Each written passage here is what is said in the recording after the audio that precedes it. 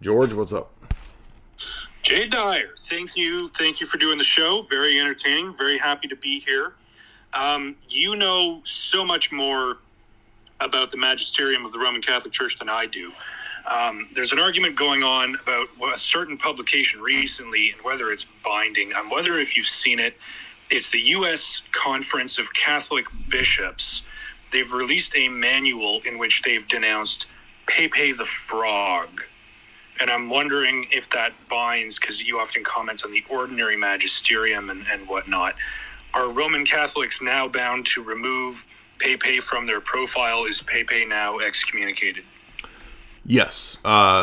In fact, you are bound by your local bishop who is in communion with Francis, because in the Roman Catholic system, he's essentially working as a kind of ambassador for Francis, you could argue, from Vatican I. So the question then is, well, is Vatican II and that type of system, is it binding on me as a Roman Catholic? Do I have to accept it? Now, the only reason I'm bringing up Vatican II is that when I made the video a while back, is Vatican II binding? What I did was I listed in the show description 5 places that mandate that you do have to follow Vatican II. And so by extension, these 5 places that Roman Catholic magisterial teaching says you have to follow Vatican II, by extension, it's applicable to even the U.S. Conference of Catholic Bishops ruling on these matters with Pepe or whatever.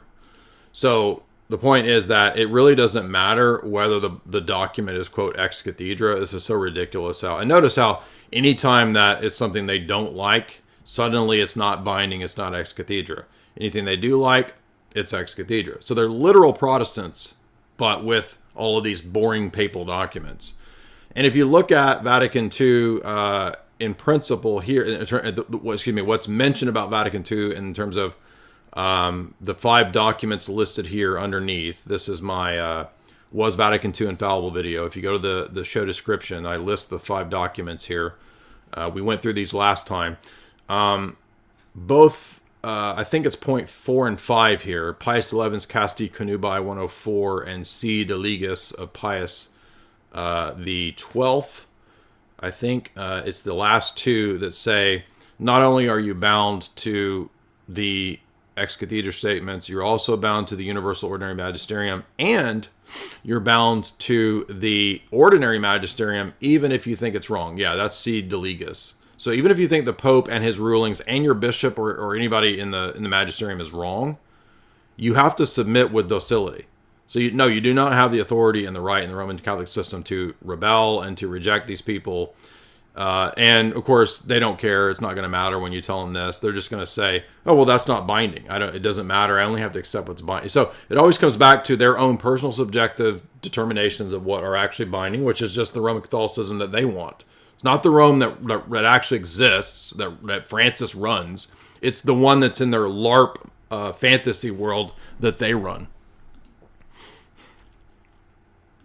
Thank you, Jay. I appreciate it very much. So it is C. De Legis right here. Obedience is necessary even if you think the magisterium or the bishops are wrong. And this is not just talking about, quote, ex cathedra statements.